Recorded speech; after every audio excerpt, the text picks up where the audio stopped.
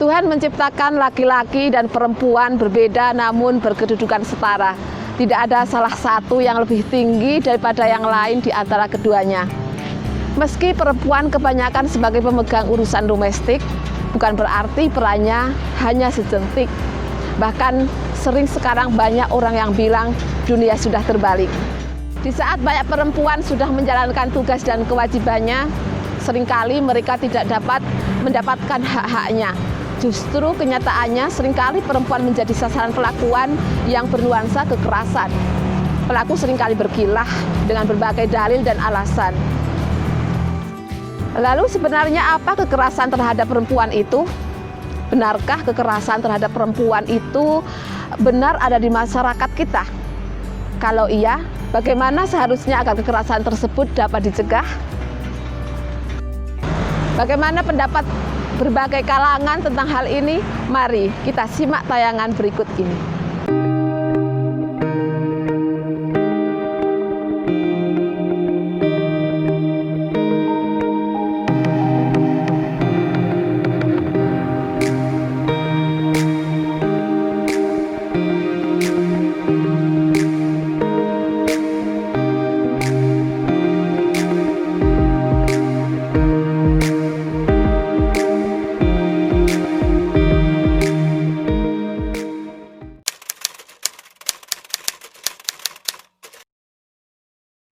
Tahu sih. Ngerti, Mbak? Oh, banyak, Mbak. Oke, tenan. Tahu, Mbak. Tapi kenapa sih topiknya selalu kekerasan sama wanita terus? Padahal masih banyak banget lelaki jadi korban kekerasan dari wanita. Yaitu kekerasan psikis.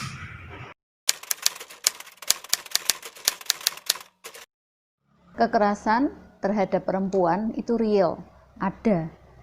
Hanya saja tingkatnya mungkin berbeda-beda, tergantung pada budaya di masyarakat itu.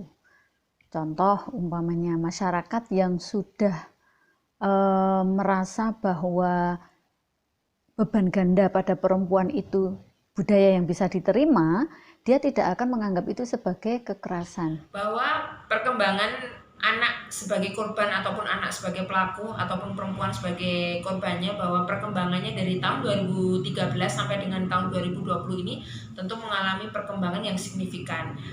Perkara dari 2013 sampai 16 ini merupakan perkara yang dengan tingkat tinggi, dalam arti bahwa perkara terhadap anak dan perempuan ini mendapat perhatian khusus dan perkaranya meningkat. Itu dilakukan justru 90% oleh orang terdekat. Jadi kejahatan terhadap anak dan perempuan ini justru bukan dilakukan oleh orang luar, tetapi dilakukan oleh orang terdekat, seperti ayah kandung, ayah tiri, tenaga pengajar, ada juga yang tokoh agama, dilakukan oleh pamannya, dilakukan oleh pacarnya. Jadi kasus-kasus justru malah terjadi dengan orang terdekat. Jadi kalau kita bicara terkait definisi kekerasan terhadap perempuan yang tertera di deklarasi penghapusan kekerasan terhadap perempuan, disebutkan bahwa ini adalah suatu tindakan yang bisa mengakibatkan bahaya atau juga penderitaan kepada perempuan baik secara fisik, mental maupun seksual. Contoh masyarakat di Sumatera Barat yang biasanya perempuannya justru malah yang bekerja dan juga mengurusi rumah tangga, sedangkan yang laki-laki itu sebagai kepala keluarga dan penanggung jawab saja. Nah, di budaya tersebut mungkin mereka tidak menganggap beban ganda itu sebagai beban dan kekerasan mental dan juga fisik. Akan tetapi di masyarakat yang lain, contoh umpamanya masyarakat yang lebih modern seperti Jakarta dan lain sebagainya, mungkin menganggap bahwa beban ganda yang terlalu berlebih itu termasuk dikategorikan sebagai kekerasan fisik dan mental karena tidak adanya pembagian tanggung jawab yang sama rata antara laki-laki dan perempuan. kata-kata keras itu apakah termasuk bisa dikategorikan kekerasan terhadap perempuan? Kalau kita lihat dari definisi sebelumnya bahwa yang dimaksud kekerasan terhadap perempuan itu bisa penderitaan fisik, mental maupun seksual, maka kekerasan verbal juga termasuk kekerasan di sini yang bisa mengakibatkan penderitaan secara mental.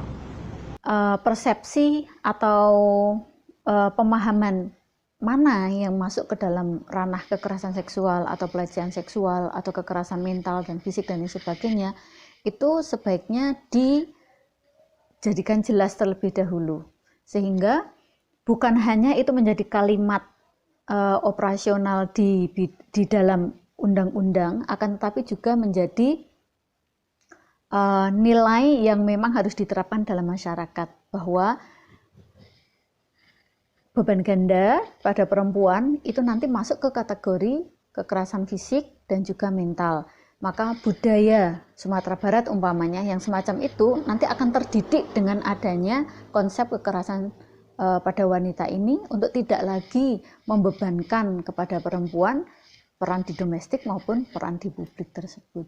Bahwa membebani pekerja wanita di luar batas kemampuannya merupakan salah satu bentuk dari kekerasan terhadap perempuan.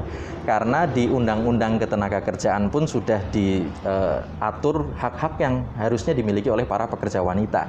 Setidaknya ada 8 hak pekerja wanita yang perlu diketahui, dari hak cuti saat melahirkan, cuti hamil, hak cuti keguguran, hak untuk tetap memerah ASI dan juga menyusui anak, hak untuk adanya pengaturan jam kerja khusus dibandingkan pekerja pria dan lain sebagainya. Sehingga ketika pengusaha atau pimpinan suatu lembaga tidak mengindahkan aturan-aturan ini, maka bisa dikategorikan juga bentuk kekerasan terhadap para perempuan, khususnya pekerja di sini.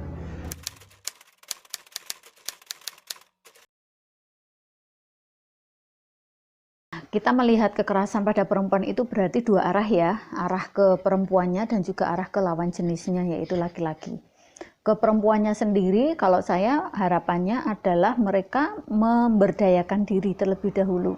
Memberdayakan diri secara keilmuan, secara keterampilan, secara sikap, secara spiritual dan lain sebagainya, sehingga mereka layak untuk kemudian diperlakukan secara hormat, mencegah dirinya sendiri dari perlakuan yang tidak semestinya dari lawan jenis. Itu yang pertama. Dan yang kedua, kalau kita melihat ke arah yang laki-laki, maka jelas laki-laki harus memandang perempuan itu sebagai sesama makhluk Allah Subhanahu wa Ta'ala yang patut dihargai, dihormati, sebagaimana juga laki-laki ingin dihargai dan dihormati. Maka sudah selayaknya bahwa hak dan kewajiban baik laki-laki dan perempuan itu dipandang sebagai satu variabel ke manusia, bukan ke laki-laki saja. Ada pemisahan ke laki-laki, kemudian ke perempuan, beda-beda. Tapi kalau ke manusia, maka laki-laki dan perempuan akan dikategorikan di kategori yang sama, yaitu manusia. Sehingga adil, tidak ada lagi salah satu yang mendominasi dan melakukan kekerasan. Di lingkungan kita memang ini masih menjadi hal yang lazim terjadi, sehingga bisa juga para pria tidak menyadari bahwa hal yang dilakukannya, ucapan yang diberikannya ini merupakan satu bentuk kekerasan pada orang-orang di sekitarnya. Bisa terjadi pada istri-istri di rumah, pada anak-anak perempuan di rumah oleh ayahnya, pada murid-murid di sekolah oleh gurunya, dan juga perempuan-perempuan lain di lingkungan. Maka itu pemerintah juga terus berupaya untuk mencegah terjadinya tindak kekerasan ini. Kita bisa lihat ada beberapa instrumen yang sudah difasilitasi oleh pemerintah. Ada Undang-Undang Nomor 7 Tahun 84 dan juga Undang-Undang Nomor 5 Tahun 98. Yang ini merupakan ratifikasi dari konvensi yang merupakan upaya pencegahan dan juga menekan adanya tindakan kekerasan terhadap perempuan. Dan untuk dari kelembagaan kita juga bisa lihat pemerintah sudah memfasilitasi dengan adanya Komnas Perempuan sejak tahun 98. Ada juga Kementerian Perlindungan Pemberdayaan Perempuan dan Perlindungan Anak. Bahkan sampai di tingkat kabupaten pun kita bisa melihat adanya Dinas Pemberdayaan Perempuan dan Perlindungan Anak. Jenis kekerasan kami mengajak monggo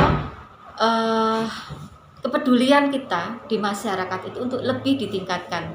Jangan sampai kekerasan itu terjadi di sekitar kita, di lingkungan kita. Mari kita jaga bersama, kita bentuk kepedulian agar tidak terjadi kasus-kasus kekerasan yang terjadi di lingkungan kita. Dari mana dulu kalau tidak dari diri kita sendiri, di lingkungan keluarga kita, dan lingkungan masyarakat kita. Masyarakat Indonesia dan juga warga Temanggung khususnya, mari kita bersama-sama memastikan tidak terjadinya lagi tindak kekerasan terhadap perempuan. Mari kita jaga bersama ibu kita, istri kita, anak-anak perempuan kita, dan semua perempuan yang ada di sekitar lingkungan kita agar tidak menjadi korban dari tindak kekerasan terhadap perempuan. Bersama kita bisa. Banyak masyarakat kita, khususnya kalangan perempuan sendiri yang belum begitu memahami kekerasan terhadap perempuan. Tentu menjadi tugas bagi seluruh komponen untuk menyadarkan masyarakat akan betapa kita ketahui bersama bahwa praktik berbagai jenis kekerasan terhadap perempuan nyata terjadi di masyarakat kita dengan berbagai varian subjek maupun objeknya. Dimulai dari